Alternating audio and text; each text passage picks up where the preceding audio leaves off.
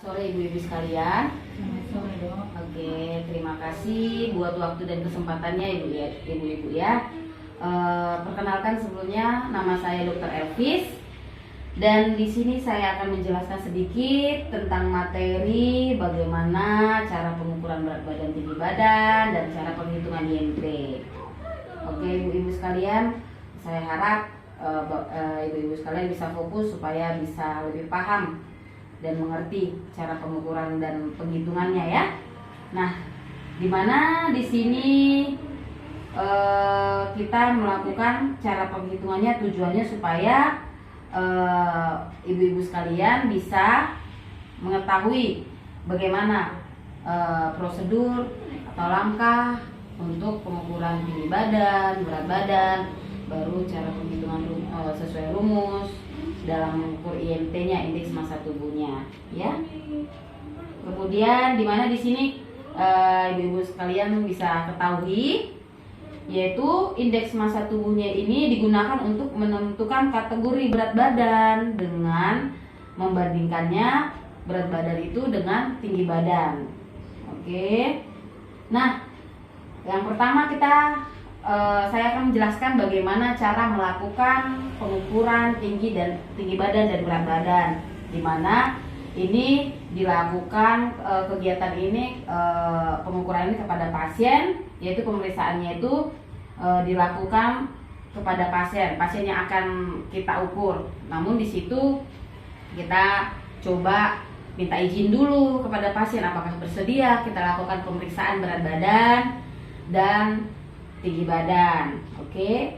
Nah, di sini dimana yang akan digunakan adalah pengukuran tinggi badan, yaitu meteran ya. Kemudian dengan menggunakan timbangan untuk berat badannya. Nah, pada saat pengukuran tinggi badannya itu, yaitu pasiennya akan berdiri tegak, posisi yaitu pas dengan dinding, yaitu tubuhnya dia membelakangi dinding dan dia tubuhnya itu benar-benar menempel ke dinding ya. Nah, nanti pengukuran tinggi badannya itu akan digantungkan, nanti akan diukurlah di situ,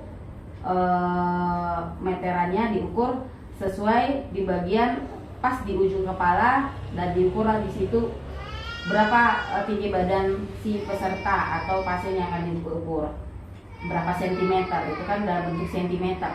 Kemudian untuk mengukur berat badannya yaitu dengan timbangan sama pasien melepaskan alas kaki, kemudian diukur berat badannya gitu ya.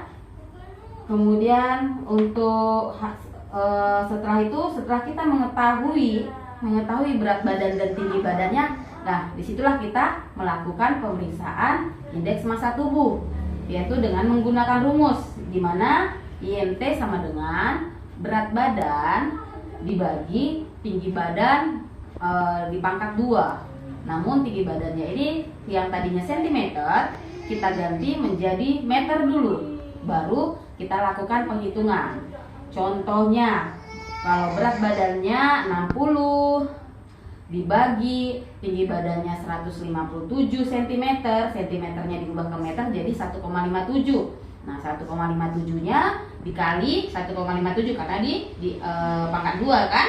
Nah, nanti hasilnya itu barulah dilakukan penghitungan 60 dibagi berapalah, dan hasilnya akan diketahui. Nah, nanti dari hasilnya itu kita bisa menentukan indeks massa tubuhnya, apakah dia termasuk kategori berat badannya kurang, berat badannya ideal, berat badannya lebih gemuk atau sangat gemuk. Yaitu dimana kalau dia berat badannya di bawah 26 berarti kategori masih normal, tapi kalau di atas 26 dia kategorinya overweight ya gitu. Nanti di sini bisa dilihat sama ibu-ibu sekalian, yang daripada pusing kan ada bermacam-macam, tinggal kalau dia di bawah 26 berarti dia kategori masih normal. Tapi kalau dia kategori di atas 26 dia termasuk obesitas atau overweight. Oke. Baik, selanjutnya.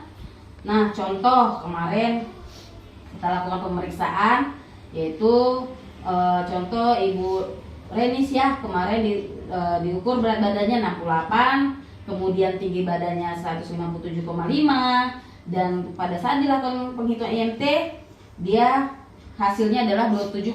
Nah, dia termasuk kategori overweight. Nah, disinilah kita tahu berarti kondisi tubuh berarti tidak baik, tidak sehat. Nah, dari situlah harus kesimpulannya dengan kondisi hasilnya yang diperolehnya itu tidak normal, berarti ibu ini harus melakukan aktivitas yang fisik supaya mengurangi berat badan, karena itu berpengaruh beresiko terhadap penyakit seperti obesitas, seperti penyakit jantung, kolesterol, hipertensi, begitu, yaitu dengan pola makannya, pola hidup sehat, yaitu pola makan dan aktivitas fisik seperti olahraga gitu, dan mengurangi makan-makan yang berlemak seperti itu.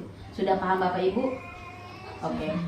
Mungkin ada pertanyaan, atau sekali lagi coba saya tanya buat kepada ibu-ibu sekalian. Tadi kan sudah saya jelaskan. Nah, untuk cara penghitungan IMT itu rumusnya seperti apa? Mungkin yang tahu bisa tunjuk tangan. Ya, silakan Ibu. Dengan Ibu siapa? Ibu Meltina. Oke, dengan Ibu Meltina bisa dijelaskan cara rumus menghitung IMT?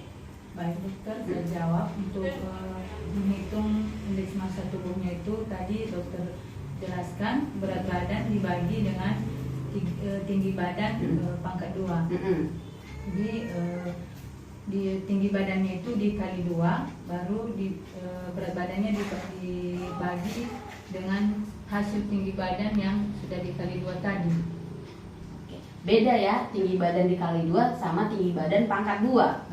Kalau tinggi badan dikali 2 itu berarti 159 dikali 2. Beda tinggi badan pangkat 2 berarti 159 dikali 159. Nah, harus lebih paham ya. Jadi IMT, indeks massa tubuh, menghitungnya adalah berat badan dibagi tinggi badan kuadrat. Kuadrat ya. Berarti dia tinggi badan dikali tinggi badan. Nah, tinggi badan kan dalam bentuk sentimeter. Jangan lupa untuk diubah dia dalam bentuk meter dulu. Nanti dia hasilnya tidak memenuhi kriteria gitu ya. Sudah paham? Jadi nanti kalikan dulu tinggi badan itu tadi, tapi diubah dulu dia. Jadi tinggi badan yang sentimeter diubah dulu ke meter. Setelah diubah ke meter, tinggi badan itu dikali tinggi badan. Nah, sudah dapat hasil tinggi badannya, baru berat badan tadi dibagi tinggi badan yang sudah dapat hasil. Nanti keluarlah hasil kriterianya. Sudah paham? Sudah. Apakah ada pertanyaan? Cukup? Sudah? Oke, terima kasih buat kesempatannya ibu-ibu sekalian. Terima kasih buat waktunya. Semoga dengan apa yang saya jelaskan saat ini ibu-ibu bisa memahami dan ibu-ibu bisa menjelaskan atau kepada masyarakat lain bagaimana cara menghitung indeks massa tubuh, dan mereka juga bisa mengetahui kondisi tubuh mereka apakah normal atau sehat atau tidak normal, atau gemuk atau tidak gitu. Jadi mereka juga bisa menjaga pola hidup sehat dan mengurangi resiko-resiko penyakit tidak menularnya. Oke? Terima kasih buat waktunya. Selamat sore. Oke. Selamat sore ibu-ibu. Selamat sore. Perkenalkan, di sini saya Renis. Saya akan memberikan sedikit penjelasan tentang pemeriksaan gula darah. Sebelumnya, ibu-ibu semua sudah tahu apa itu gula darah? Belum. Baik, saya akan menjelaskan sedikit ya tentang pengertian gula darah. Di mana gula darah itu adalah yang biasa disebut dengan glukosa dalam darah, yang merupakan gula sederhana yang biasanya terdapat dalam makanan yang dibentuk oleh disakarida atau molekul-molekul lain yang terikat. Glukosa itu sendiri dialirkan melalui darah ke sumber utama energi untuk sel-sel tubuh kita.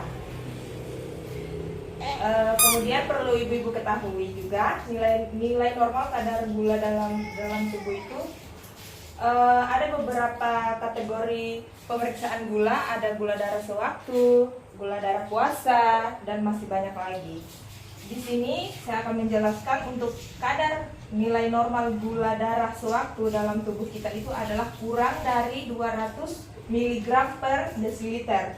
Jadi kalau misalkan kadar gula darahnya itu di atas dari 200 mg, itu kemungkinan ada kelainan atau bisa dikatakan terjadi peningkatan hiperglikemia, biasa disebut dengan hiperglikemia dalam gula darah.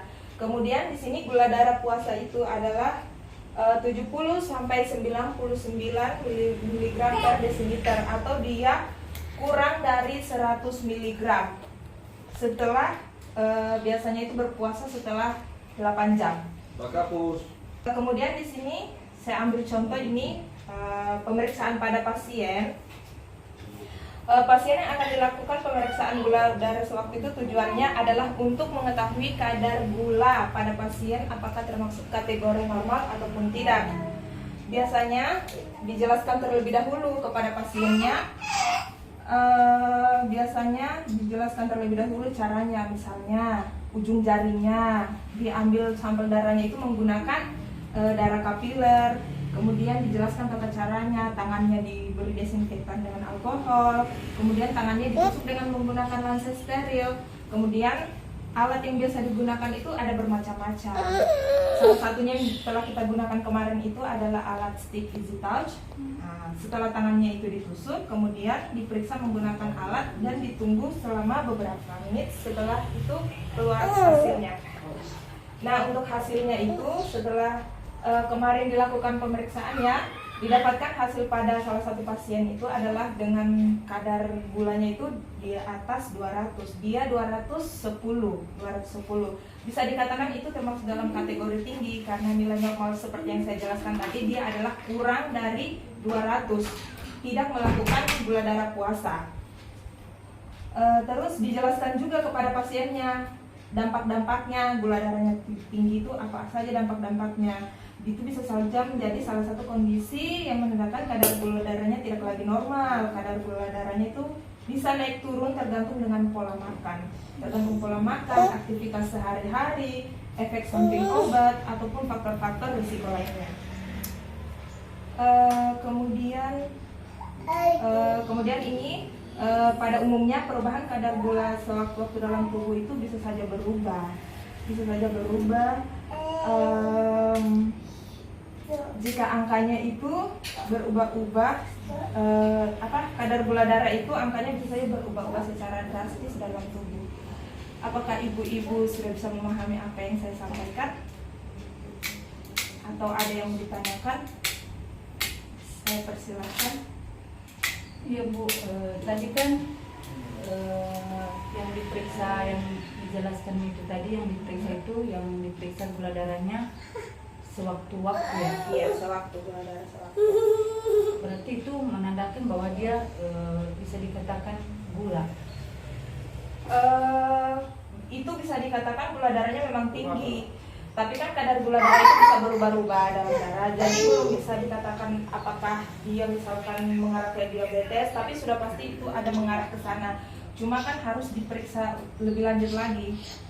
Alangkah lebih bagusnya itu pasiennya itu berpuasa dulu sebelum dilakukan pemeriksaan. Jadi pasiennya itu sebaiknya puasa terlebih dahulu untuk menentukan hasil yang lebih maksimal.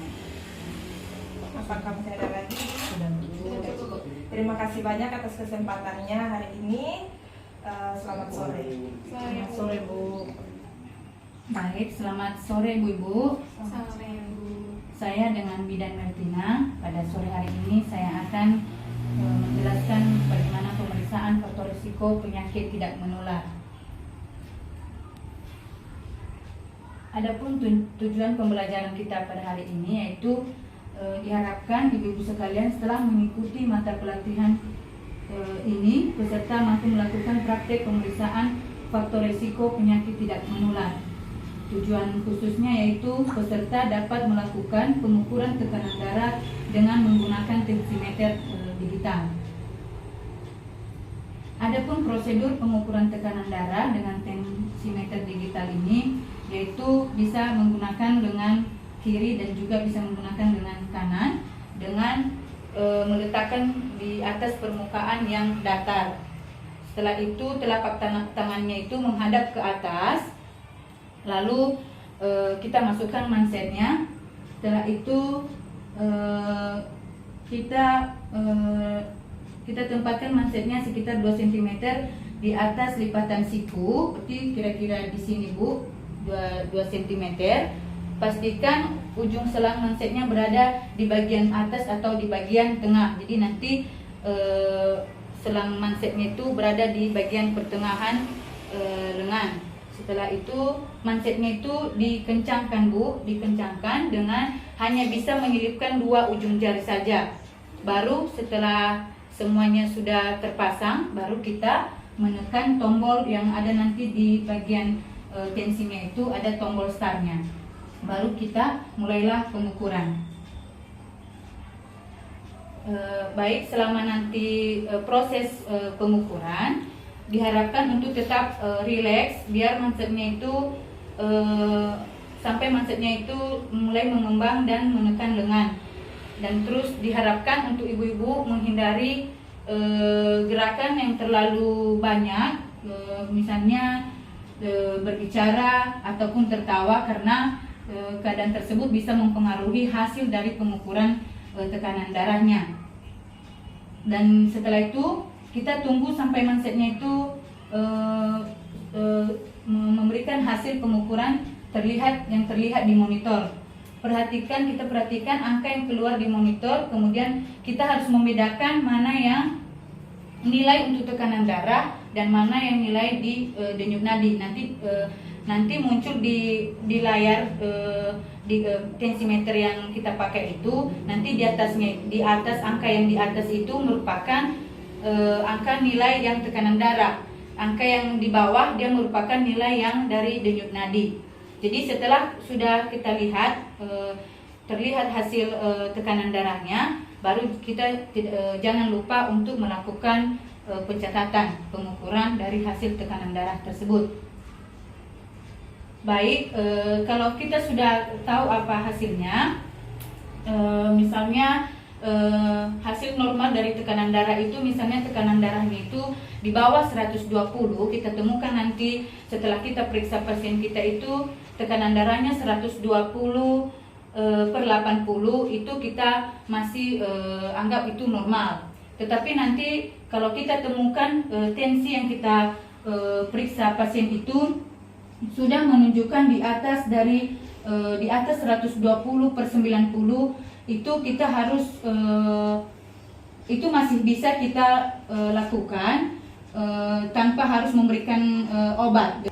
Baik Ibu, maaf ya, tadi maksudnya itu saya katakan yang di bawah 120/80 itu dianggap normal. Tapi kalau kita temukan pasiennya tekanan darahnya itu 120, di atas 120/80, itu sudah kita katakan prehipertensi. Jadi itu memang masih bisa kita tangani dengan mengatur pola makan, melakukan aktivitas fisik. Tetapi kalau misalnya kita temukan dia 140/90 atau di atas 140, kita harus segera mengatakan kepada pasiennya untuk datang ke puskesmas untuk dilakukan pemeriksaan lanjutan dan akan diberikan obat untuk penurun tensinya.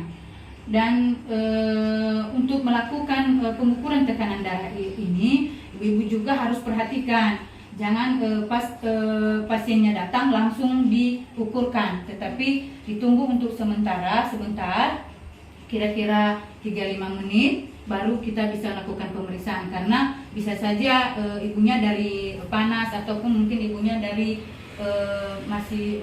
jalannya terlalu cepat, jadi bisa mempengaruhi nanti hasil tekanan darahnya. Jadi kita suruh dulu pasien kita duduk sebentar, baru setelah kita anggap sudah tenang, baru kita melakukan pemeriksaannya.